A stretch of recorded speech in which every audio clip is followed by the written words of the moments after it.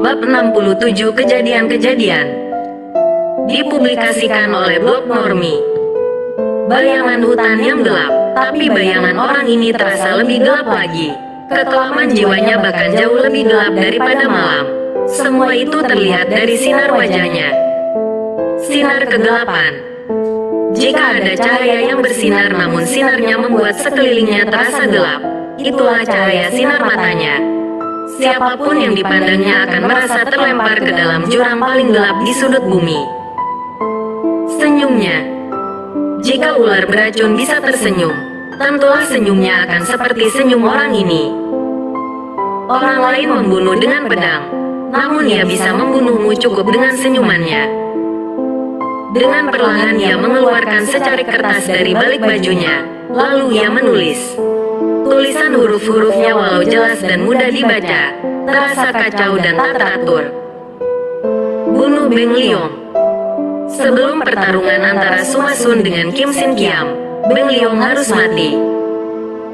Gunakan racun. Jika gagal, kirim pendekar paling hebat. Jika gagal, gunakan perempuan. Jika gagal lagi, aku sendiri yang akan turun tangan. Jati diri tabib Laisat yang mencurigakan juga sudah kuketahui. Ia adalah Chiao San. Segera bongkar kedoknya saat pertarungan dua dewa pedang itu selesai. Surat itu dilipatnya dengan rapi. Lalu ia bersiul. Sebuah siulan yang lirih dan nyaris tak terdengar. Tak lama kemudian seekor burung merpati datang dan hinggap di lengannya. Ia lalu mengikatkan surat itu di kaki burung tersebut dan membiarkannya terbang tinggi. Ia diam sejenak memandang sampai burung itu menghilang dari pandangan matanya. Lalu ia pun menghilang dari situ. Tak ada yang tahu kapan ia bergerak. Chiao San dan Suma Sun sudah kembali. Ang Lin Hua, Kao Cheng Lun, dan Lu Pingho ternyata sudah selesai latihan pula.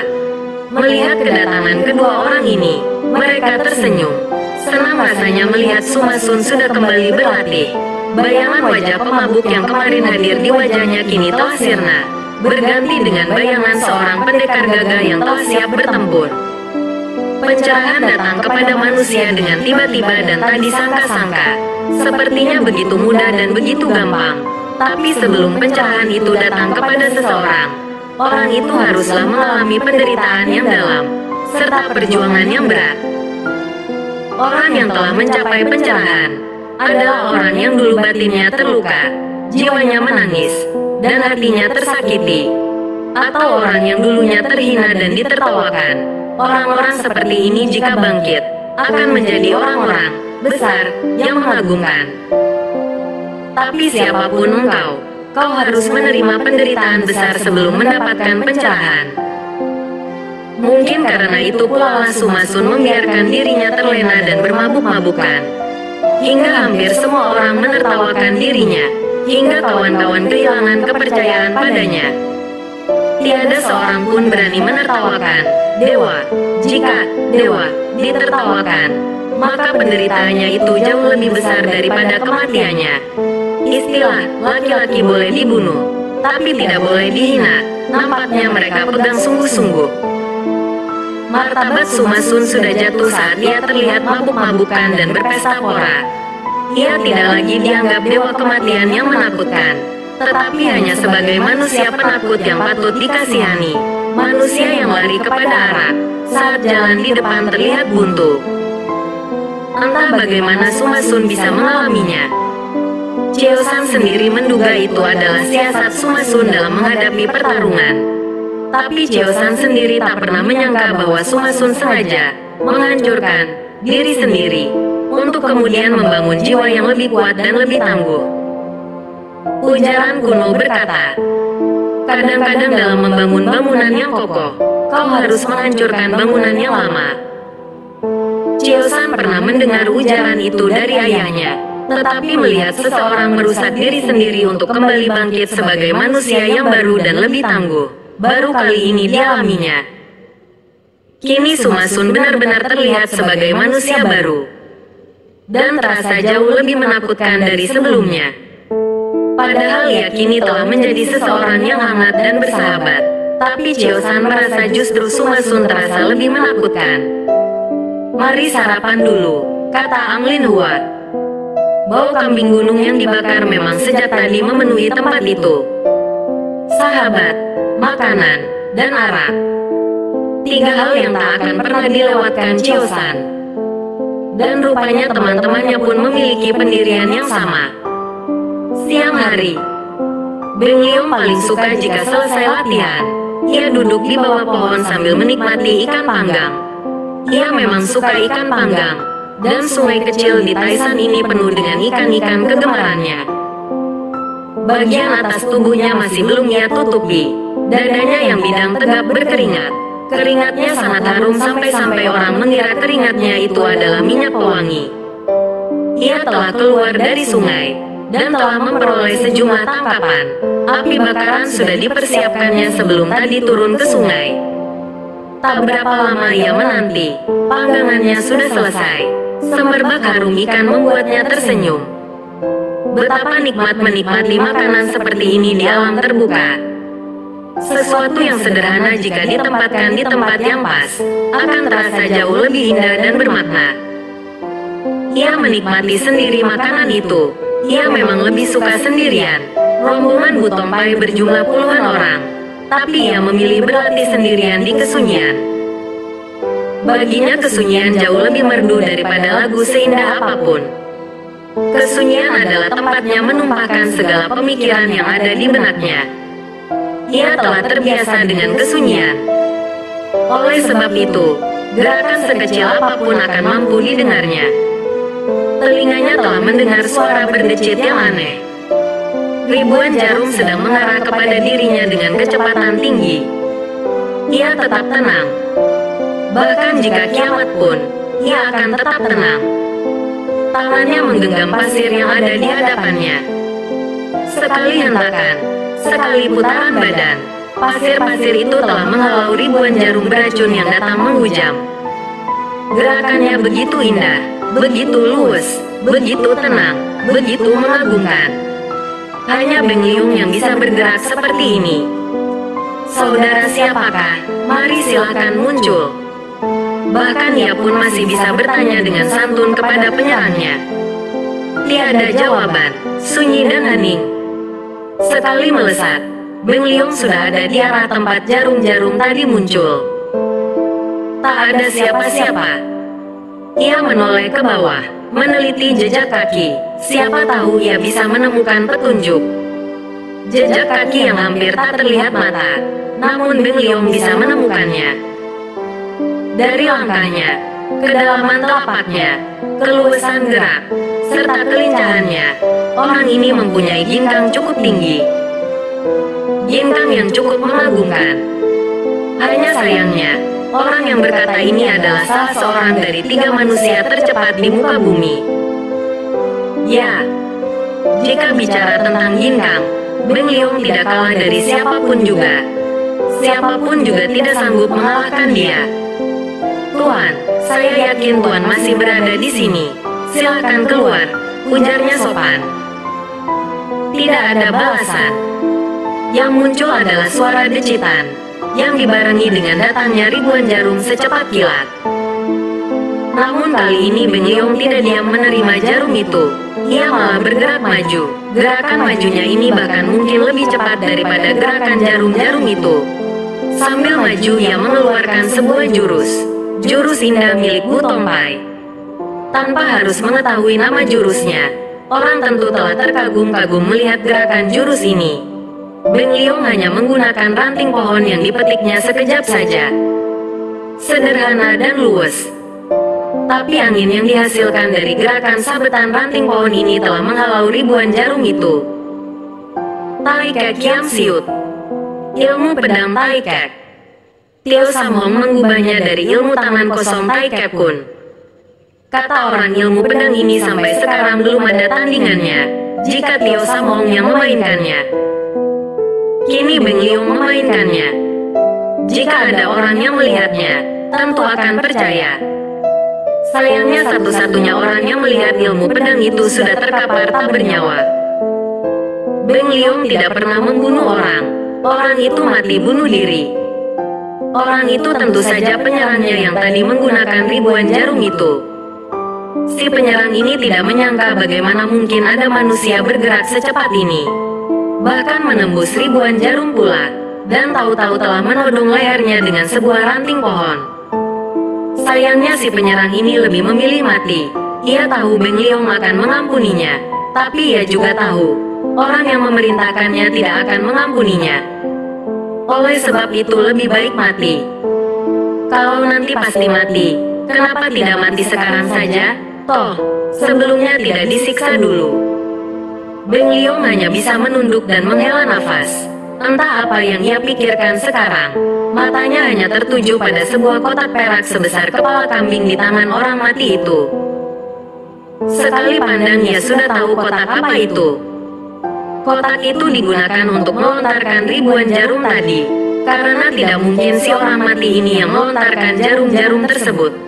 Karena jika ia yang melontarkan jarum-jarum itu, seharusnya ia bisa melontarkan lagi jarum-jarum itu saat Beng Liong maju menyergapnya. Rupanya kotak ini setelah melontarkan ribuan jarum, harus diisi lagi dengan sejenis peluru yang akan melontarkan lagi ribuan jarum.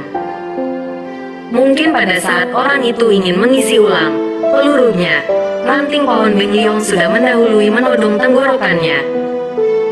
Beng Liong memungut kotak itu dengan hati-hati. Dengan wajah sedih ia memandang mayat itu, lalu dengan perlahan ia pergi. Sore hari menjelang. Beng Liong sedang berada di tendanya. Rombongan Bu Tongpai membawa 3 tenda. Sebuah tenda kecil untuk Chiang Bun Jin dan seorang pengawalnya. Sebuah lagi agak sedang, buat murid-murid tingkatan agak tinggi. Dan yang paling besar untuk murid-murid biasa. Beng Liong kini menikmati tehnya. Murid-murid yang lain tahu, jika Beng Liong sedang menikmati tehnya, orang lain sungkan mengganggu.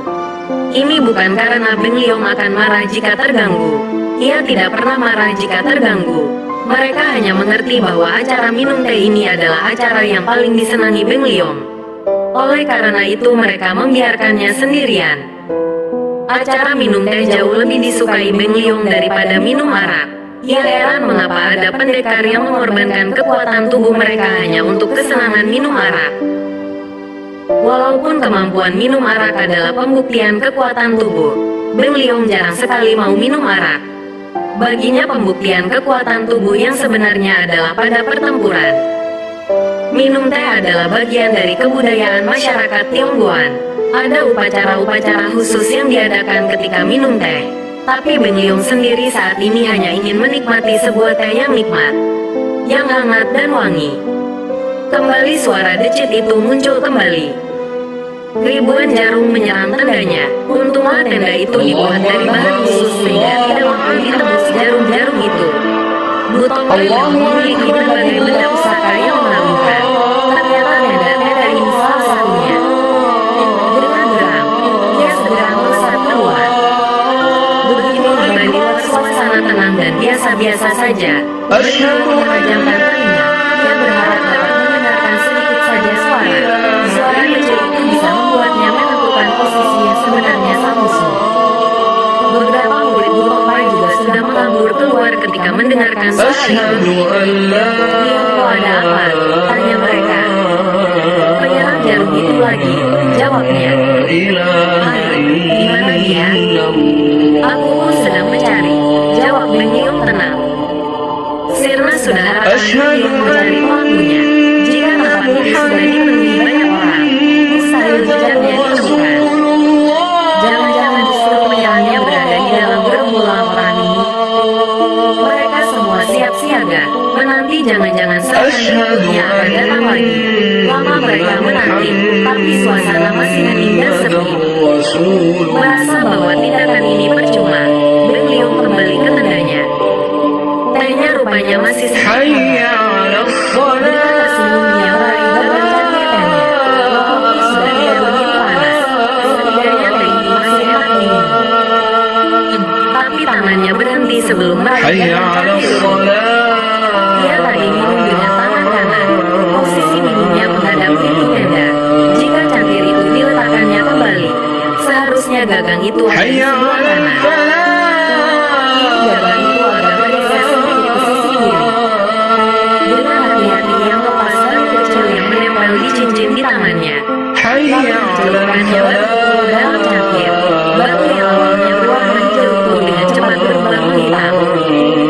Seseorang telah menaruh racun di dalam cangkir tehnya. Walaupun saat itu telah memasuki musim dingin, awan tetap cerah dan bintang bersinar terang.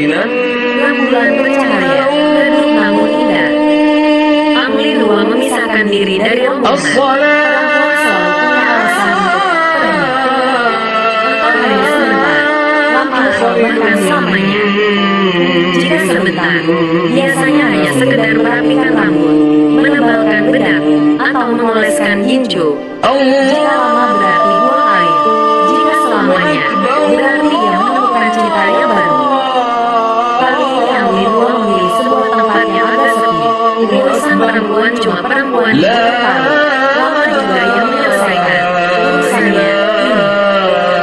Setelah selesai ia beranjak pergi. Alangkah kagetnya ia saat seseorang muncul di belakangnya dan langsung menotoknya. Ia hanya bisa terbelalak, tak menyangka orang yang dikenalnya begitu dekat, tega melakukan ini kepadanya. Mana Nona Ang? Kenapa begitu lama? Tanya Kao Cheng Lun. Iya, biasanya tidak selama ini. Coba ku cari, kata Laisat alias Chiosan. Laisat pergi, termasuk lama juga. Ketika kembali, wajahnya yang pucat terlihat lebih pucat. Nona Ang menghilang, katanya. Apa? Lebih baik kita berpencar mencari Nona Ang, kata Lu Pingho. Baik. Setelah menentukan arah, masing-masing berpencar. Lu Pingho kebagian mencari ke arah tadi Anglin Hua menghilang. Dalam kegelapan malam ia mencari-cari sambil sekali-sekali memanggil nama Anglin Hua. Tidak ada sahutan. Tidak ada orang. Yang ada hanya sebuah tangan yang menotok punggungnya. Berjam-jam mereka mencari, Anglin Hua tidak ditemukan. Lu Pingho pun bahkan ikut menghilang. Terbayang sedikit kepanikan di wajah mereka bertiga. Apa yang harus kita lakukan? Tanya Kao Cheng Lun. Lebih baik kita jangan berpencar. Kita harus terus bersama sambil mencari mereka, usul Laisat. Suma Sun hanya mengangguk-angguk. Sampai pagi menjelang, kedua orang itu tidak kembali. Kao Cheng Lun nampak sangat bingung, dan Laisat pun tidak tenang. Suma Taihap, sebaiknya Taihap beristirahat. Pertarungan akan diadakan nanti malam. Saya takut hal ini bisa mengganggu pikiran Taihap. Suma Sun tidak berkata apa-apa. Ia nampak tenang saja. Rupanya sih, manusia telah kembali menjadi dewa. Aku sudah tak sabar lagi. Lebih baik aku pergi mencari mereka. Kao Cheng Lun segera berdiri dan beranjak dari situ. Orang muda memang selalu tidak sabaran, batin Laisat. Ia sendiri pun beranjak dari situ, meninggalkan Suma Sun sendirian. Jika seluruh gunung Taisan ini runtuh pun, ia tidak khawatir meninggalkan Suma Sun sendirian. Pencarian berlangsung tanpa hasil. Kedua orang itu hilang bagai ditelan bumi. Sampai tengah hari Kao Cheng Lun dan Laisat telah kembali. Saat tiba kembali, ternyata anak perempuan Kim Sin Kiam telah berada di sana. Herannya, ia cuma duduk di sana, tidak menyapa Suma Sun sama sekali. Setelah ditengok, ternyata Suma Sun sedang tidur. Aku sungkan membangunkannya, kata wanita itu. Siokia ada pesan apa? Biar nanti saya yang sampaikan, kata Laisat. Katakan pada Suma Taihap, ayah mengajukan 3 tempat untuk pertarungan tengah malam nanti. Pavilion langit di puncak Kaisar Giok, di depan kuil awan biru, atau di tebing jembatan abadi. Suma Taihap berhak memilih. Baik, akan saya sampaikan. Caye mohon diri. Siansing, ia lalu melesat menghilang. Sombong sekali, bahkan mengucapkan terima kasih saja tidak, gerutu Kao Cheng Lun. Chiosan hanya tersenyum pahit. Perempuan cantik memang kadang-kadang tidak perlu mengucapkan terima kasih. Manusia lain yang harusnya berterima kasih kepadanya, karena setidaknya kecantikannya sudah membuat dunia sedikit lebih indah. Tak berapa lama kemudian Sumasun sudah bangun. Wajahnya terlihat segar, sinar wajahnya pun bersinar terang. Ia duduk diam bersemedi sebentar. Lalu begitu matanya dibuka, Chiosan terpana. Walaupun ia telah berkumpul cukup lama dengan Sumasun, baru kali ini ia melihat cahaya seterang itu. Biarpun buta, cahaya matanya bersinar begitu terang. Seperti kaisar yang memandang daerah kekuasaannya yang luas. Seperti elang yang terbang sendirian di angkasa. Begitu gagah, begitu mengagumkan. Kau sudah siap? Tanya Chiosan. Sejak dulu sudah siap. Baik, ayo kita berangkat. Kita tidak mencari Luk Taiyap dan Ang Seokya dulu? Tanya Kao Cheng Lun. Laisat menarik nafas. Xiaoya, Tuan Muda, segala cara sudah kita lakukan. Bertanya pun sudah kemana-mana. Memangnya apa yang bisa kita lakukan sekarang? Kita hanya bisa menunggu. Dalam beberapa saat, jawabannya pasti datang kepada kita. Baiklah, jawab Kao Cheng Lun. Mereka lalu berangkat. Ketiga tempat yang diusulkan Kim Taiyap letaknya berdekatan. Butuh beberapa jam perjalanan dari tempat mereka berada sekarang. Begitu sampai di sana, Sumasun berkeliling memeriksa tempat. Satu persatu tempat itu dikelilinginya, memperhatikan tanahnya, merasakan tiupan anginnya, memperhatikan keadaan pepohonannya. Tak ada satupun yang terlewatkan oleh Sumasun. Suma Taiyap ini seperti seorang jenderal perang. Ia mempelajari betul setiap tempat yang ada, tukas Kao Cheng Lun. Seorang ahli silat seperti dirinya, yang menghadapi duel seperti ini, harus benar-benar menyiapkan diri. Satu hal kecil terlewatkan saja bisa membuatnya kehilangan nyawa. Salah memperhitungkan arah angin saja, sudah membuatnya ketinggalan beberapa langkah, kata Chiosan. Kao Cheng Lun mengangguk membenarkan. Tentunya Kim Taiyap sudah memperhitungkannya pula sebelum mengajukan ketiga tempat ini, katanya. Tentu saja, mereka berdua kan manusia sejenis. Manusia jenis dewa, sambung Kao Cheng Lun. Sumasun lalu kembali. Sudah diputuskan, tanya Chiosan. Sumasun mengangguk. Aku memilih jembatan abadi. Chiosan tersenyum. Bertarung di tempat seperti itu, bahkan berjalan di atasnya saja sudah merupakan pertaruhan hidup. Ini malah bertarung di atasnya. Jembatan abadi adalah sebuah jembatan alami yang terbuat dari susunan batu-batu besar yang dulu runtuh ke dalam jurang. Batu-batu ini tidak jatuh ke dalam jurang, dan malah saling menumpuk membentuk sebuah jembatan alam. Sejak awal dia sudah tahu pilihanku. Aku lupa, kalian adalah manusia sejenis. Sumasun tertawa. Dari seluruh suara menyenangkan yang ada di dunia ini, tawa Sumasun adalah salah satunya. Sumasun lalu berkata, aku butuh waktu untuk menyendiri sampai tengah malam nanti. Harap kalian maafkan aku. Tentu saja, jawab kedua sahabatnya ini. Sore datang, dan malam pun menjelang. Banyak manusia yang datang berkumpul di situ. Entah bagaimana caranya mereka bisa tahu tempat ini. Mungkin mereka mendengar pula usulan tempat dari Kim Taiyap. Beberapa anak buah Kim Taiyap sudah datang di sana dan mulai menyalakan obor. Tempat itu menjadi terang benderang dan indah sekali. Tempat itu menjadi sangat ramai. Sumasun dan Kim Taiyap sama sekali tidak terlihat. Lalu ketika tengah malam tiba, kedua orang ini pun muncul. Entah iblis atau malaikat, semua orang yang ada di sana merasa bulu kuduk mereka berdiri. Suasana begitu hening, ratusan bahkan ribuan orang yang berada di sana tak berani buka suara. Semua terpana melihat dua orang manusia, dewa, di hadapan mereka. Lalu sebuah teriakan mengagetkan terdengar. Tolong, tolong. Beberapa orang yang menoleh kaget. Segera mereka berteriak pula. Mayat, ada mayat. Semua menoleh ke arah yang ditunjuk. Seseorang datang tergopoh-gopoh sambil menggendong sesosok tubuh. Dari jauh pun Chiosan mengenal tubuh siapa itu.